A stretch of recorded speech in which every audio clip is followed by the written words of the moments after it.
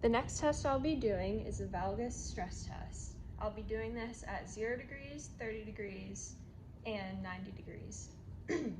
I will then follow this up with a dynamic stress test.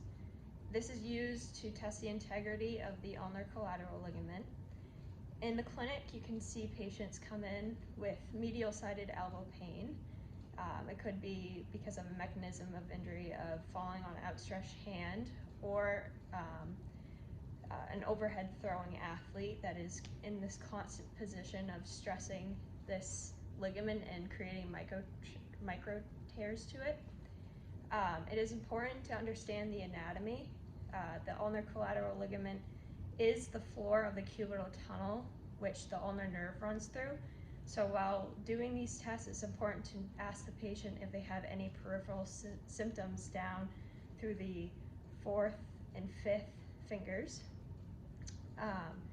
This ligament also has 3 bands. It has an anterior band, posterior band, and transverse band. And at each degree, it is testing the different bands.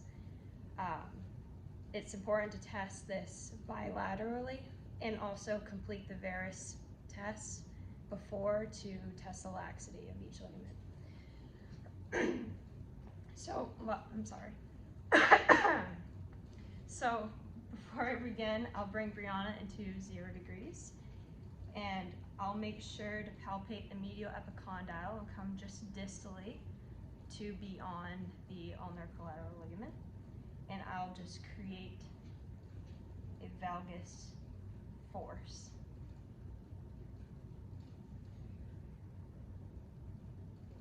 This is to test for the stability and just seeing if there's any laxity at this angle. I'll then bring Brianna up to 30 degrees and complete the same test.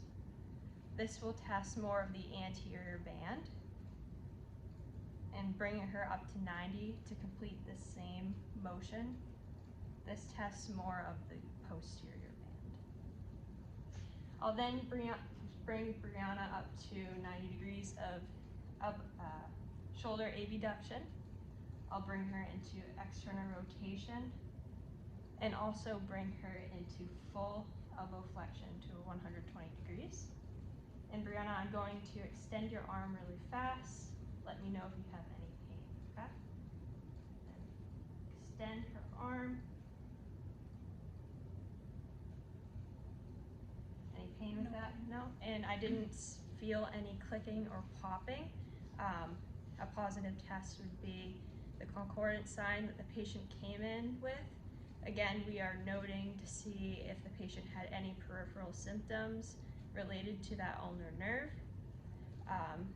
The painful arc of motion during the dynamic stress test would be between 120 to 70 degrees of elbow flexion. And